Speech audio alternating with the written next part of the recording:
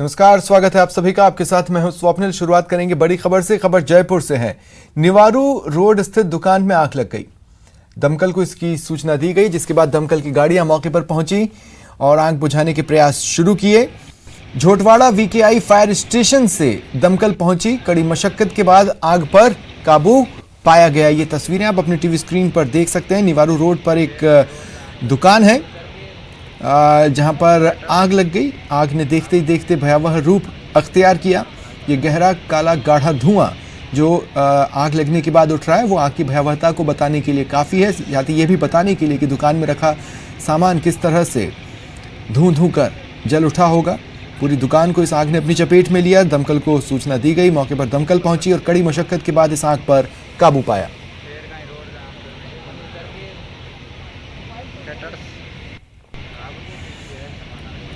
ये तस्वीरें हैं आपके टीवी स्क्रीन पर। निवारू रोड पर एक दुकान में आग लग गई। आग ने दुकान में रखे सामान को एक एक कर अपनी चपेट में लिया। पूरी दुकान धूं धूं कर जलने लगी। सामान के जलने के बाद वहां पर गहरा काला गाढ़ा धुआं उठता दिखाई दिया। कोरोना काल में हालांकि पॉल्यूशन पर काफ़ी हद तक कंट्रोल आया, लेकिन इस घटनाक्रम से आप देख सकते हैं किस तरह से ये धुआं वातावरण में घुल रहा था। लोग डरे हुए से दूर खड़े होकर इसे देख रहे थे।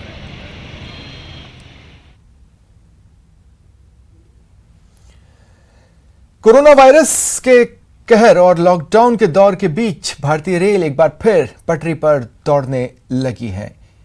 रेल सेवा एक बार फिर से शुरू हुई है। नई दिल्ली रेलवे स्टेशन से छत्तीसगढ़ के बिलासपुर के लिए पहली ट्रेन 4 बजे रवाना हुई। इस ट्रेन में 1490 यात्री सवार हैं। यह ट्रेन कल दोपहर 12 बजे बिलासपुर पहुंचेगी।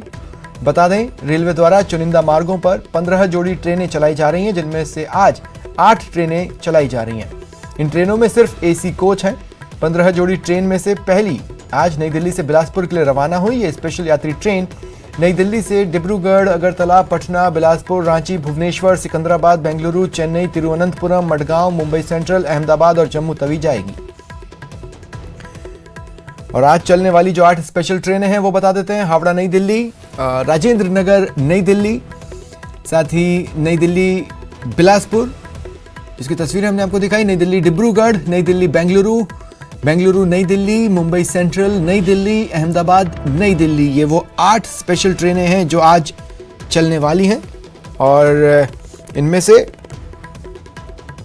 पहली ट्रेन 4 बजे रवाना हो चुकी है छत्तीसगढ़ के बिलासपुर के लिए नई दिल्ली रेलवे स्टेशन से।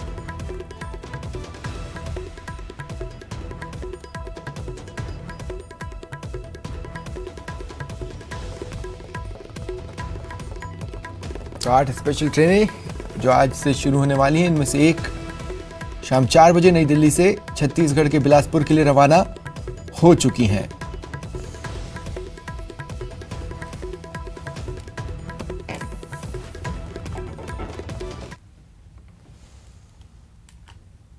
तो रेल सेवा एक बार फिर से शुरू हो गई। इसे लेकर भारतीय रेलवे ने एक ट्वीट किया है, एक कविता ट्वीट की है। उसमें लिखा है, न आपातकाल में रुकी थी, न युद्धकाल में थमी हूं। सावधानी थी समय की मांग, उसे पूरा करने में जुटी हूं। देशवासियों की सेवा में स्टेशन पर तैयार खड़ी हूं। मैं भारत की जीवन रेखा करने देश की सेवा, फिर से अपनों को अपनों से मिलाने आज फिर से चल पड़ी हूं। भारतीय रेल।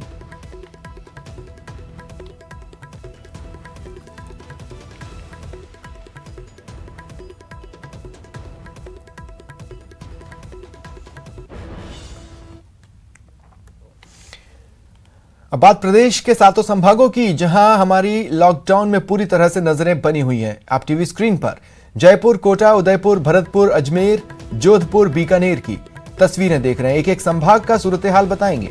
हर संभाग का कोरोना ग्राफ दिखाएंगे। तो चलिए अब चलते हैं अपने सहयोगियों के पास और जानते हैं कैसा है उनके संभाग में कोरोना का ग्राफ। प्रदेश में कोरोना संक्रमितों का ग्राफ लगातार बढ़ता जा रहा है। राजधानी जयपुर की बात करें तो यहाँ पर नित नए केस सामने आ रहे हैं। जयपुर में आज दोपहर 2 बजे तक 22 नए रोगी सामने आ चुके हैं। इसके साथ ही राजधानी जयपुर में 1269 केस हो चुके हैं। पूरे प्रदेश में ये आंकड़ा 4000 के पार कर चुका है। इस तरह से राजधानी जयपुर में 1269 केस हो चुके हैं और जयपुर के साथ ही पूरे प्रदेश में 4000 के करीब आंकड़ा पार कर चुका है। वहीं सुपर स्प्रेडर के बीच में कोरोना संक्रमण होना एक गंभीर चिंता का विषय है। हालांकि इसको लेकर प्रशासन भी मुस्तैद हो चुका है और निगम प्रशासन ने आज कई जगह पर सैंपलिंग ली है। मुख्यमंत्री अशोक गहलोत भी स्थिति पर गंभीरता से नजर बनाए हुए। सीएम गहलोत ने आज वीसी के जरिए सभी सांसद और विधायक से उनके क्षेत्र की समस्याओं के बारे में जाना। इस दौरान सभी सांसद और विधायक ने अपने क्षेत्र की समस्याओं के बारे में मुख्यमंत्री को अवगत कराया। मुख्यमंत्री ने आश्वस्त किया कि समय रहते सभी की समस्याओं का निराकरण किया जाएगा।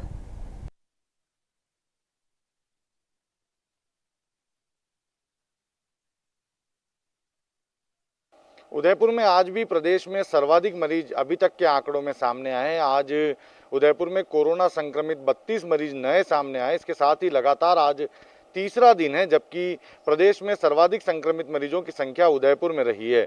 रविवार को 30 मरीज, सोमवार को 49 मरीज और आज मंगलवार को अभी तक के आंकड़ों में अगर बात करें तो 32 मरीज के साथ उदयपुर में लगातार प्रदेश में सर्वाधिक मरीज सामने आ रहे हैं, जो कि एक बड़ी चिंता का विषय है। और इसी के साथ में आज उदयपुर ने 200 के आंकड़े को पार करते हुए संक्रमित मरीजों की संख्या अब यहाँ पर 214 हो गई है। चिकित्सा विभाग के लिए ये एक बड़ी चिंता का विषय है, क्योंकि सर्वाधिक मामले तो एक ही जगह के सामने आ रहे हैं, लेकिन कुछ ऐसे भी इलाके हैं जहां पर नए मामले सामने आ रहे हैं और वो अब एक बड़े हॉटस्पॉट के रूप में उभरने की संभावनाएं जताई जा रही है, क्योंकि वो जो नए इलाके हैं वो भी काफ़ी कंजस्टेड हैं।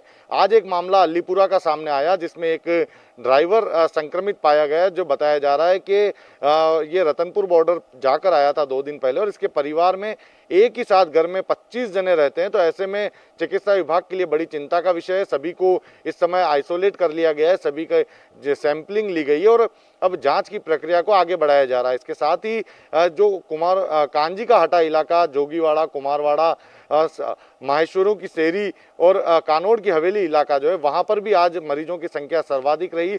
32 मरीजों में से 28 मरीज ऐसे थे जो कि इसी इलाके से ताल्लुक रखते थे। तो ऐसे में इस इलाके में नई स्ट्रेटेजी अपनाई जा रही है, पूरे इलाके में सैंपलिंग कराई जा रही है और जो लोग इस सैंपलिंग में जांच के बाद नेगेटिव आ रहे हैं उन्हें इलाके से निकालकर डेडिकेटेड क्वारंटाइन हाउस में शिफ्ट किया जा रहा है। वहां पर उन्हें क्वारंटाइन कराया जा रहा है ताकि वो लोग अन्य लोगों से मिलकर फिर से संक्रमित ना हो सके। तो ये बड़े स्तर पर प्रयास इस समय चल रहे हैं। पिछले 3 दिनों से लगातार इस तरह की कवायद जारी है, जिसमें जांच रिपोर्ट आने के बाद जिन लोगों की रिपोर्ट नेगेटिव आती है उन्हें डेडिकेटेड क्वारंटाइन हाउस में शिफ्ट कराया जाता है। इसके साथ ही अब निजी हॉस्पिटल्स में भी जो कि डेडिकेटेड क्वारंटाइन हॉस्पिटल बनाए गए हैं आरएनटी के अलावा, वहां पर भी मरीजों की संख्या बढ़ने लगी है, क्योंकि उदयपुर में एक साथ काफ़ी सारे मरीज सामने आए थे। तो अब जो जीबीएच बेड़वास हॉस्पिटल है, जनरल हॉस्पिटल, वहां पर भी 70 से ज़्यादा मरीजों को भर्ती कराया जा चुका है। एसिम्टोमेटिक मरीजों को आरएनटी के बाहर दूसरे हॉस्पिटल्स में भर्ती करके उनका इलाज किया जा रहा है। तो वहीं जो गंभीर मरीज हैं उनका इलाज इस समय भी आरएनटी मेडिकल कॉलेज में चल रहा है। एक आरएनटी का रेजिडेंट चिकित्सक भी पॉजिटिव पाया गया, तो वहीं हॉस्पिटल का एक नर्सिंग स्टाफ भी पॉजिटिव आया। ये एक बड़ी चिंता का विषय है, क्योंकि हॉस्पिटल के मेडिकल स्टाफ पॉजिटिव आने के बाद में पूरे हॉस्पिटल में इस तरह का खौफ व्याप्त है कि वो किन किन लोगों से संपर्क में आया। तो चिकित्सा विभाग अब हिस्ट्री तलाशने में जुटा हुआ है कि मेडिकल स्टाफ जो लोग संक्रमित आ रहे हैं वो किन किन लोगों के संपर्क में आए हैं और यदि मरीजों के भी संपर्क में आए तो वो कौन से मरीज हैं जिनके संपर्क में आए और वो हॉस्पिटल आकर मरीज यदि बाहर चले गए हैं तो उनकी जानकारी जुटाकर उन्हें भी क्वारंटाइन करने के प्रयास में चिकित्सा विभाग जुटा है। अजमेर की बात करें तो आज अजमेर के लिए थोड़ी आंशिक राहत की खबर इस लिहाज से भी है कि अब तक केवल एक ही नया पॉजिटिव केस मरीज जो है वो निकल के सामने आया, जिसके बाद कुल संक्रमित मरीजों की संख्या जो है वो 233 तक पहुंची है। अब तो 5 मरीजों की इलाज के दौरान मौत हो चुकी है, जबकि 93 मरीज जो है अब तक इलाज पाकर ठीक हो चुके हैं और क्वारंटाइन सेंटर में है। इस सब के अलावा अगर बात की जाए तो लॉकडाउन 3 में शुरुआती 9 दिन जो रहे हैं उसमें अजमेर की रिकवरी रेट जो है वो बहुत बेहतर रही है, दुगनी से ज़्यादा रिकवरी रेट अजमेर में रही है। इन 9 दिनों में 65 जो है नए पॉजिटिव केस निकल के सामने आए। वहीं करीब 53 जो मरीज जो हैं वो इस इलाज से ठीक हुए हैं। तो इस लिहाज से कहा जा सकता है कि अजमेर की रिकवरी रेट जो है वो बेहतरीन रूप से चल रही है और चिकित्सक जो है पूरी शिद्दत के साथ पॉजिटिव मरीजों की तीमारदारी में लगे हुए हैं। इस सब के अलावा अगर बात की जाए बड़ी खबर की, तो मुख्यमंत्री अशोक गहलोत आज जिले के विधायक और सांसद के साथ वीडियो कॉन्फ्रेंसिंग करके उनसे सुझाव मांग रहे हैं किस तरह से लॉकडाउन के दौरान जो है लोगों को सुविधाएं दी जा सकती हैं, किस तरह का प्रारूप जो है वो तैयार किया जाता है, उसको लेकर तमाम तरह के सुझाव मांगे जा रहे हैं। इस सब के अलावा अगर बड़ी खबर की बात की जाए तो टिड्डी दल का आक्रमण जो है अजमेर जिले में पिछले 3 दिनों से लगातार जारी है। खासतौर से पुष्कर के पास जो नांद ग्राम पंचायत है वहां से यह टिड्डियों का आक्रमण शुरू हुआ था और कांग्रेस नेता धर्मेंद्र राठौड़ के दखल के बाद जो है वो जिले में राहत का काम शुरू हुआ और पुष्कर सहित ब्यावर और तमाम जो ग्रामीण इलाके हैं वहां पर छिड़काव करके किसानों को राहत प्रदान करने की कोशिश की गई है। इस सबके अलावा बात की जाए तो एडीएम प्रशासन कैलाश चंद शर्मा जो हैं उनकी तबीयत खराब हुई है और एहतियात के तौर पर उन्होंने अपने आप को घर पे होम क्वारंटाइन कर लिया गया है। उनकी जगह जो चार्ज है वो किशोर कुमार को सौंपा गया है। लगातार मेडिकल और हेल्थ डिपार्टमेंट की टीम जो है वो घर घर स्क्रीनिंग और सर्वे का काम कर रही है। अब तक करीब 22.5 लाख लोगों की स्क्रीनिंग की जा चुकी है और करीब 34,000 लोगों को होम क्वारंटाइन किया जा चुका है, जिसमें से करीब 28,000 लोगों का होम क्वारंटाइन पीरियड भी जो है वो पूरा हो चुका है। लगातार इसके अलावा जो प्रवासी लोगों के आवागमन का सवाल है तो अजमेर से बाहर जाने वाले लोगों की संख्या करीब 42,000 है और अजमेर में आने वालों की संख्या 22,000 इस हिसाब से ई मित्र पर रजिस्ट्रेशन किया गया है। तमाम तरह की व्यवस्थाएं जो हैं वो उन लिहाज से की जा रही है। प्रशासनिक अमला जो है तमाम इन चीज़ों को देख रहा है और साथ ही साथ अब तक करीब 5,000 प्रवासी श्रमिक जो हैं वो अजमेर में पहुंच चुके हैं, जिन्हें स्क्रीनिंग करके क्वारंटाइन रखा गया है। जोधपुर शहर में कोरोना को लेकर लगातार राहत भरी खबरें सामने आ रही है। कल महज 13 मरीज सामने आए थे तो आज अब तक सिर्फ 3 मरीज ही कोरोना पॉजिटिव पाए गए हैं। हालांकि आज एक नागौर की रहने वाली महिला की मौत हुई है जिसका अंतिम संस्कार जोधपुर में किया गया है। ये दरअसल नागौर से जोधपुर के महात्मा गांधी अस्पताल में रेफर किया गया था और इसका टेस्ट पॉजिटिव आया था। इलाज के दौरान इसकी आज मौत हुई है और इसका प्रशासन ने प्रोटोकॉल के तहत उसका अंतिम संस्कार कर दिया है।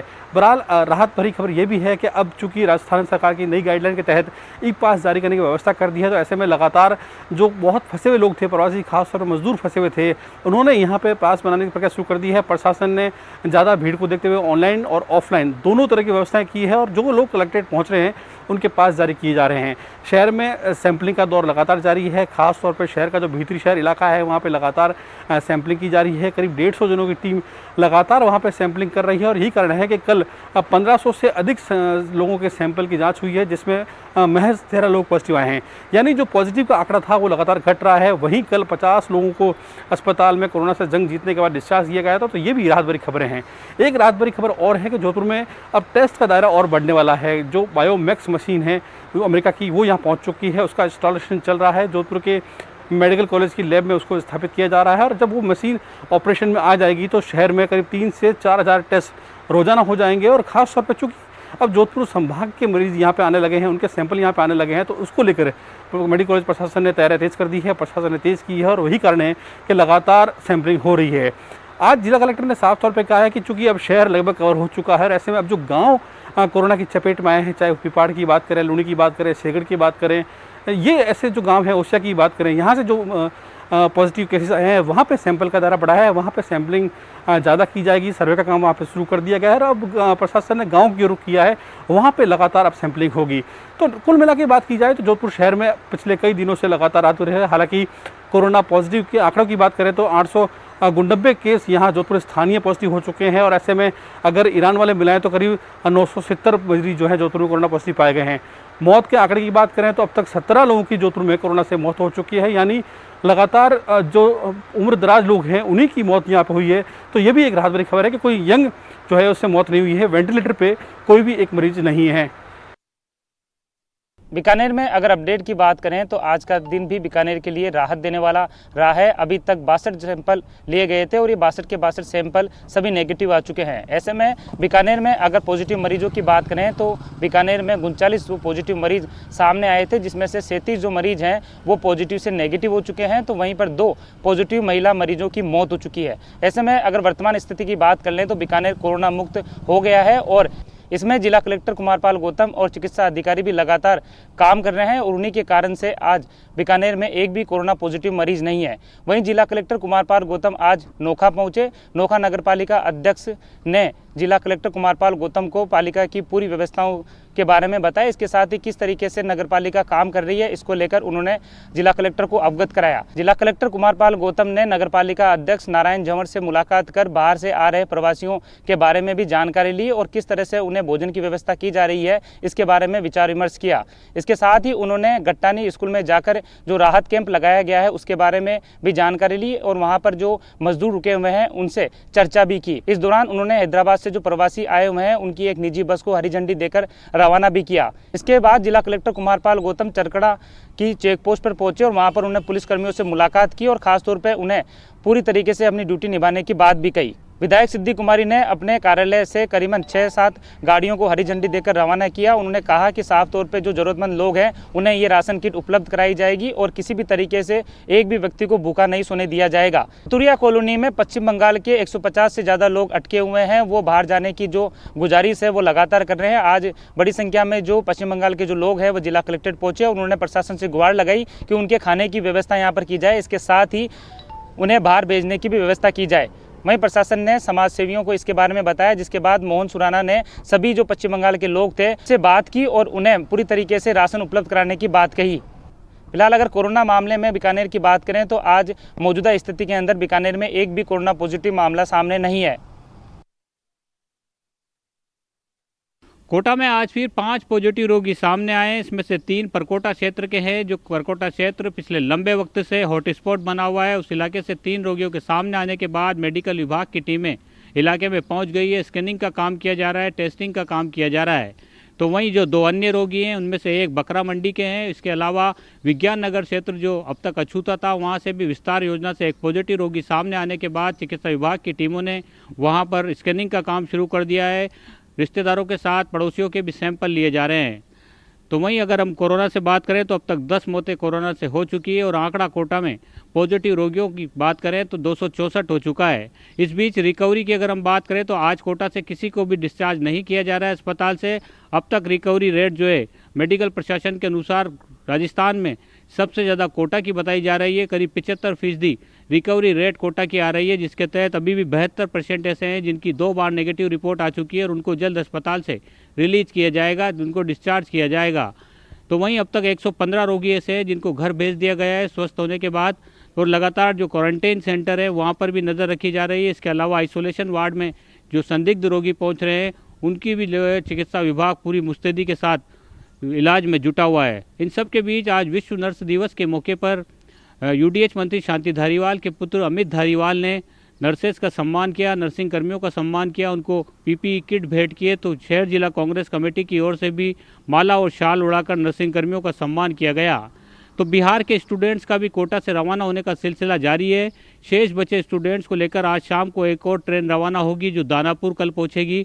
उसमें कोटा में जो शेष बिहार के स्टूडेंट बचे हुए थे वो तमाम बच्चे आज रवाना हो जाएंगे। कोटा से अब तक करीब 42,000 स्टूडेंट विभिन्न प्रदेशों के लॉकडाउन के दौरान जो फंस गए थे वो रवाना हो चुके हैं। बसों और ट्रेन के जरिए उनको भेजा गया है। सभी बच्चे अपने घरों पर जा चुके हैं। तो वहीं जो ट्रेनें आज से जो शुरू हो रही है उसके तहत कोटा में भी इन 3 दिनों में 3 ट्रेनें कोटा पहुँचेगी। तो कल एक ट्रेन सुबह 3:25 पर जो दिल्ली मुंबई ट्रेन कोटा पहुंचेगी उसके लिए रेलवे प्रशासन ने पूरी तैयारियां कर रखी है। सोशल डिस्टेंसिंग की पालना के साथ साथ जो गाइडलाइन जारी की गई है उसके तहत मुसाफिरों को, यात्रियों को ट्रेनों में बैठाया जाएगा। तो वहीं कोटा संभाग की हम बात करें तो बूंदी जिला अभी तक कोरोना मुक्त है। लगातार जिस तरह से बूंदी जिला प्रशासन ने पहल की है, सैंपलिंग से लेकर जिले की सीमाओं को सील करने में बूंदी जिला कामयाब रहा है। कोरोना की एंट्री उन्होंने नहीं होने दी है। तो वहीं 12 जिले में भी आंकड़ा 3 पर ही टिक गया है। तो वहीं झालावाड़ की बात करें तो झालावाड़ में अब तक 47 रोगी सामने आ चुके हैं।